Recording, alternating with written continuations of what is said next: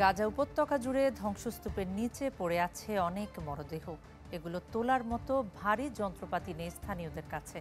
ফলে কাছে থাকা যেসব ঘরোয়া সরঞ্জাম সেটা দিয়েই মৃত স্বজনদের মরদেহ বের করে আনতে প্রাণপণ চেষ্টা করছেন গাজাবাসী।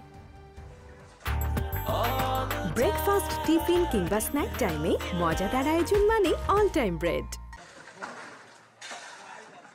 ধ্বংসস্তূপে চাপা পড়ে আছে স্বজনদের মরদেহ। তা তোলার মতো প্রয়োজনীয় সরঞ্জাম নেই, তাই হাত দিয়েই ধ্বংসস্তূপ সরিয়ে চলছে উদ্ধার কাজ।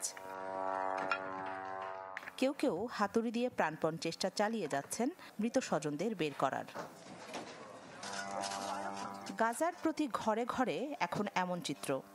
সরকারি হিসেব মতে ধ্বংসস্তূপের নিচে বর্তমানে চাপা পড়ে আছে 12,000-এর বেশি মরদেহ। প্রতিদিনই ধ্বংসস্তূপের মধ্যে থাকা মরদেহ খুঁজতে আসছেন স্বজনরা। উন্নত কোনো যন্ত্র না থাকলেও হাতুড়ি, কোদালের মতো ঘরোয়া যন্ত্রপাতি দিয়েই মরদেহ উদ্ধারের চেষ্টা করছেন গাজাবাসী। আমাদের কাছে যদি ভারী যন্ত্রপাতি থাকতো তাহলে 80% মরদেহ উদ্ধার করতে পারতাম, কিন্তু তা সম্ভব হচ্ছে না। নিজেদের চেষ্টায় যতটুকু পারি করছি, আর বাকিটার জন্য অপেক্ষা করি সিভিল ডিফেন্সের সদস্যদের উপর। আমি আমার ছোট ভাইকে হন্যে হয়ে খুঁজছি, কিন্তু পাচ্ছি না। এই যুদ্ধে আমি আমার সব ভাই বোনদের হারিয়েছি, কিছু আর বাকি নেই। তারা সব কিছু ধ্বংস করে দিয়েছে। গাজার স্থানীয় বাসিন্দাদের মতো একই অভিযোগ করছেন সিভিল ডিফেন্সও।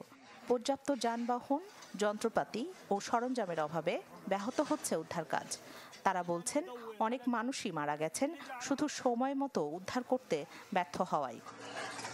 রাখি জেসমিন, চ্যানেল 24।